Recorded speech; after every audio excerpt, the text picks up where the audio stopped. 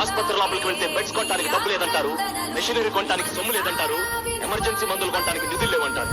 మరి ఇవన్నీ private hospitals లో ఉన్నాయి కదా, ఇంత పెద్ద జనరల్ హాస్పిటల్ ఎందుకు లేవని అడిగితే లోటు బడ్జెట్ అంటారు. పెరుగుతున్న మంత్రుల జీతాలు, ఫోన్ బిల్లుకి డబ్బుంది, ఎర్రకి ఎర్రచీమ కరిస్తే విదేశాలకు వెళ్లి వైద్యం చేయించుకోవడానికి డబ్బుంది, ఏడాదికి ఒకసారి 750 కోట్లు ఖర్చు పెట్టి ఎలక్షన్ సర్వీసరికి డబ్బుంది. కానీ పేదవాడికి వైద్యం చేయడానికి మాత్రం డబ్బు లేదు. ఎలక్షన్స్ వచ్చి చేతికో జెండా చేపుకో వంద పెట్టి గెలిచి అడ్రస్ లేకుండా వెళ్ళిపోయాడు మీ నాయకుడు. చెప్పారు భారతదేశం అభివృద్ధి చెందుతున్న దేశం విన్నాం. తర్వాత మన తల్లిదండ్రులు అదే అన్నారు, ఊరుకున్నాం.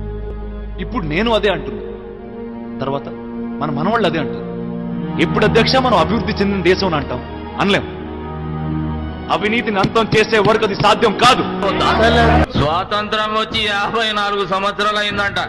మరి కోట్లాది మంది ప్రజలు కనీసం తిననీకి తిండి, కట్టుకోనికి బట్ట, ఉండనీకి ఇల్లు కూడా లేకుండా ఎందుకు ఇంత దారిద్రాన్ని అనుభవిస్తున్నారు? అరే పెంట మీద పెంట జమైనట్టు ధనవంతుడు ఇంకా ధనవంతుడు అవుతుండు, పేదోడు ఇంకా పేదోడుగానే మారుతుండు. ఉన్నోడు పొద్దుగాల విమానంలో అటు పోయి సాయంత్రం విమానంలో ఇటు వాపసు వస్తుండు. మరి గరీబోనికి సత్యలోపు ఒక్కసారైనా విమానం ఎక్కడి యోగం లేదా? ఏం ఇండియన్ ఎయిర్లైన్స్ సింపతితో ఓట్లేయడం ఏంటే? మీరు అలా ఉండబట్టే తాత పోతే కొడుకు, కొడుకు పోతే మనవడు, ఆడిపోతే ఆడు పెళ్ళం వచ్చి మీ నెత్తికే కూర్చుంటున్నారు. ఇది సరిపోద్దా మిమ్మల్ని పరిపాలించడానికి? వాళ్ళకి ఇంకేం అర్హత అక్కర్లేదా?